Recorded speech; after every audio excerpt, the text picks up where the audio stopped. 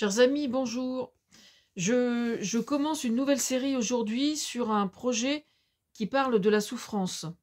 Alors, le problème est le suivant, c'est que je travaille depuis 2 ans environ sur ce sujet-là, et avant d'envoyer à l'éditeur, alors que j'avais tout bien ficelé, enfin fait du mieux que je pouvais, après je ne sais combien de relectures, etc., il y a 80 chapitres. Donc 80 chapitres, en fait, sortir ça sous forme de livre, c'est un problème, parce que je veux que ce soit abordable par le plus de personnes possible, donc y compris les gens qui lisent peu.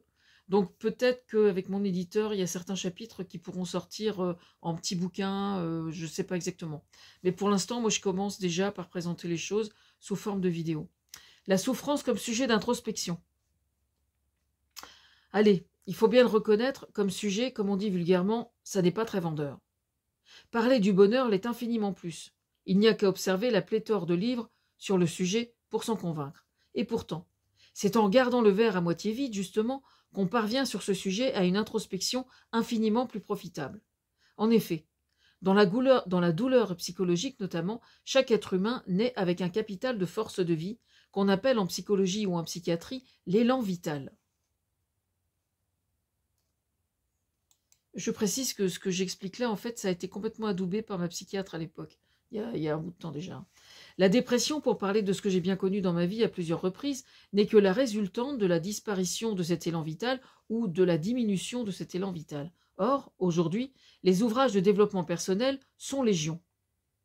Ils servent d'autre part de prétexte aux pires arnaques, mais aucun encore n'a le courage d'entrer dans le vif du sujet.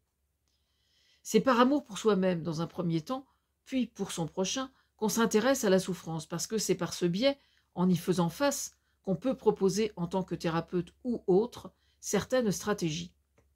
Sur le plan sociétal et notamment sur le plan politique, le fait de travailler sur un tel sujet présente l'avantage considérable par le courage que la démarche impose, en une forme de respect, parce que j'ai cette prétention-là où la manipulation mentale, je pense aux mentors toxiques, les vendeurs de rêves, ceux-là encore on leur pardonne, et truands notoires, escrocs en tout genre, se nourrissent sur la bête, politique compris, hélas, le plus souvent. Oui, je le revendique. Nommer les choses, il me semble, les exposer en tant que sujet d'introspection, alors qu'elles dérangent, est une forme de courage.